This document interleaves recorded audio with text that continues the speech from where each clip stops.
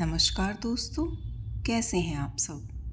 आज मैं जिस विषय पर अपने विचार व्यक्त करूंगी वो है तनाव। आज की तेज रफ्तार जिंदगी में शायद ही कोई ऐसा व्यक्ति होगा जिसने कभी तनाव महसूस न किया हो। पढ़ाई का दबाव, नौकरी की चिंता, परिवार की जिम्मेदारियां, आर्थिक परेशानियां और भविष्य की अनिश्चितता, ये सब मिलकर हमारे मन पर बोझ डालते हैं। लेकिन सवाल ये नहीं कि तनाव क्यों आता है, बल्कि सवाल ये है कि हम उससे कैसे निपटते हैं। तनाव अपने आप में दुश्मन नहीं है। यह हमें बताता है कि जीवन में कुछ ऐसा है जिस पर ध्यान देने की ज़रूरत है। लेकिन जब हम चिंता को अपने ऊपर हावी होने देते हैं, तब वही तनाव हमारी सोच, हमारी सेहत और हमारे रिश्तों को प्रभावित करने लगता है। अक्सर हम उन बातों की चिंता करते हैं जो अभी हुई ही नहीं है। हम भविष्य के डर में वर्तमान की खुशियां खो देते हैं। याद रखिए, चिंता समाधान नहीं देती, बल्कि हमारी शक्ति कम कर देती है। समस्या से भागने से नहीं, उसका सामना करने से रास्ता निकलता है। जब भी तनाव महसूस हो, कुछ देर शांत बैठिए, गहरी सांस लीजिए, अपने किसी भरोसेमंद व्यक्ति से बात कीजिए और अपनी समस्याओं को छोटे छोटे हिस्सों में बांटकर हल करने की कोशिश कीजिए। हर कठिन समस्या हमेशा के लिए नहीं रहती।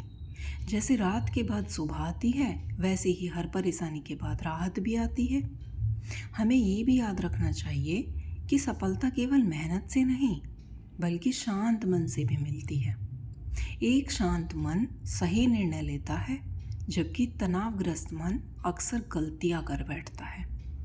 इसलिए अपने मन का ध्यान रखना भी उतना ही ज़रूरी है जितना अपने शरीर का। जब हम हर समय चिंता करते रहते हैं तो हमारा मन बेचैन हो जाता है, हमें गुस्सा जल्दी आता है, नींद ठीक से नहीं आती और किसी काम में मन भी नहीं लगता।